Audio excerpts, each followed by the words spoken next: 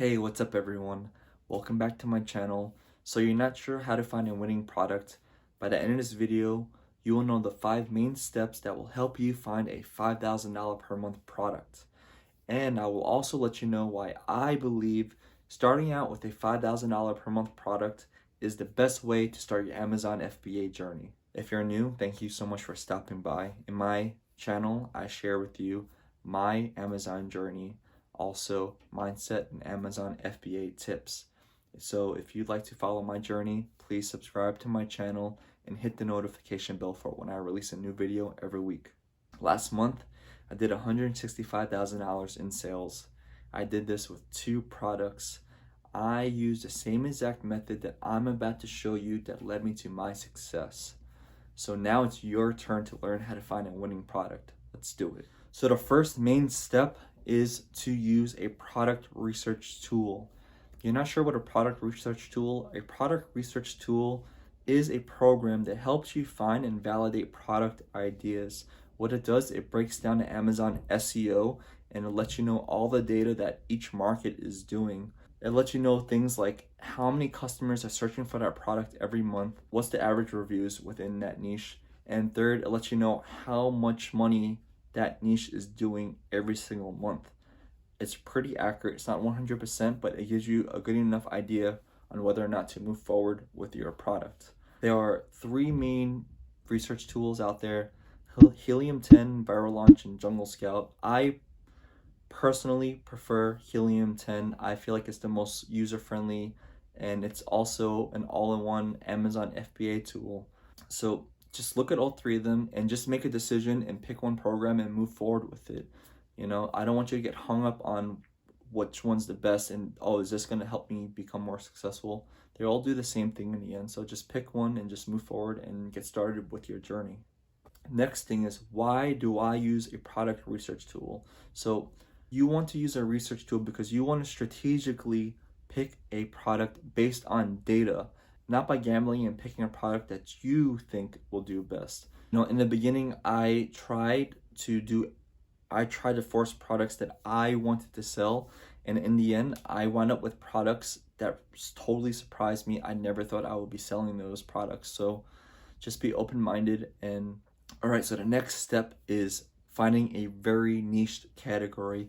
By very niche, I mean to find a very, very small market that you will plan. You know exactly what your customers are looking for. Let's just say your main keyword is belt.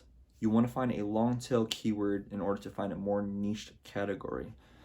So let's say the long tail keyword for a belt is pink belt. And if that's too competitive still, you could look up other colors. So like purple belt, blue belt, green belt, stuff like that. Or you could do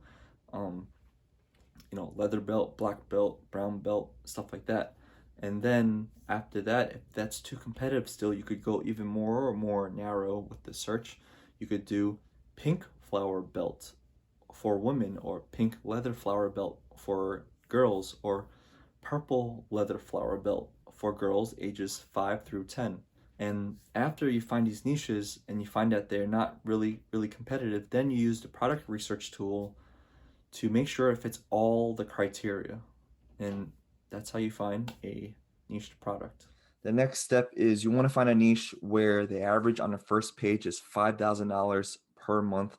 Let's just use the example that I just said before in the last step. So pink belt, right? One thing I want to note, that when you're typing in these keywords and you see these other long tail keywords pop up, this is usually what customers are searching for, from the highest search terms, like the searches per month, to the lowest. So let's say up here is like 10,000 searches per month. Down here could be 100 searches per month. So just keep in mind and keep your eyes open for these other keywords, because you could look into all of these niches after you look into this main pink belt niche.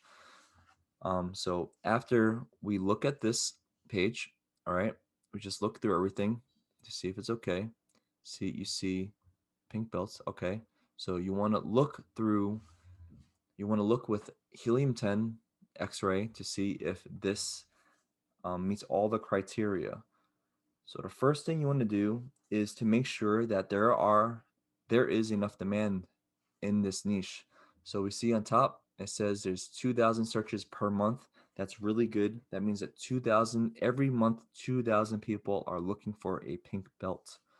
The next thing you want to do is you want to set the sales, the revenue from highest to lowest, just so you know how much people are doing. I usually just look at the top 15 to 20 competitors, and if their sales are high enough, then I'll look further into this niche. So that's why I set the sales from highest to lowest. Next thing you want to do after setting the sales is you want to eliminate any non-relevant products. So anything that's not pink, anything that's not a belt, or anything that you won't wear on your jeans or something like that. So what you have to do next is you have to go through this list. See, this is not a pink belt, so you got to throw it in the trash because you don't want any incorrect data when you're trying to analyze this, whether you want to go into this niche further or not. Let's just say that these are all pink still. It's kind of like, like peach, but it's still pinkish. This is a weightlifting belt, so you want to get rid of that. You want to get, this has many different colors, and then you just want to keep going down until you have only your products. Red belt, and that's pretty good. I usually only look at the top 20 competitors. So I won't go down all of this 50 products. I'll just keep whatever's over here and work with those numbers. The next thing you want to do is keep an eye out for really, really high revenue, because either one, that competitor could be blowing everyone out of water and they'll take all the sales. But you see that it's kind of well rounded out throughout these first 15 to 20 competitors, that this niche might be a good opening for you. But what you want to do is for these really, really high revenue per month products, you want to make sure that there aren't other variations on their listing, like different colors and materials, because it's just going to make you think that this product is making more than it really is. So you want to take a look. Let's just say we want to take a look at this. Oh, this is a black belt, so we'll get rid of that. But this one, this is making $40,000 per month. So you want to take a look at that listing and see if there's any other variations. You see there's like 20 other belts here. And so it's not making, that one pink belt is not making $40,000 per month. It's all of those variations combined. So for me, I would personally just eliminate that out of the list. And I would do the same thing for any other higher revenue products. But to get a gist of it here, you see that the lowest one is making $4,000. That's still pretty good. And let's just say it's the highest one is making around $15,000. So you know that you still have a potential to make $4,000 to $15,000 per month on this product. Now, after this, you have to take a look at their sales graph to see if this is the average sales that they're making throughout the whole year, not just within these 30 days. So let's just say you want to look at this one is selling $9 for this belt. You have to click on this graph, and you want to set it to 1 year, and you want to take a look at the average sales throughout this whole year, right? So let's say you take a look at all these averages. It's around 15 to 20. Let's just say it's like 15, 20 sales per day, right? So 20 sales per day times $9 for each unit. That's around $200 per day. So $200 times 30 days, that's $6,000 that this product makes every single month. That's really good. So after you do that, you could go through a few more of these graphs just to make sure that the data is correct, that these are really making, $4,000 and $7,000 and $11,000 every single month.